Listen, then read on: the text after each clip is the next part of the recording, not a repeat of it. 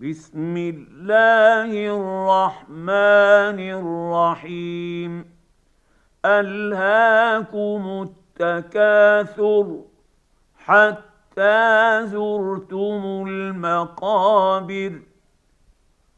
كلا سوف تعلمون ثم كلا سوف تعلمون.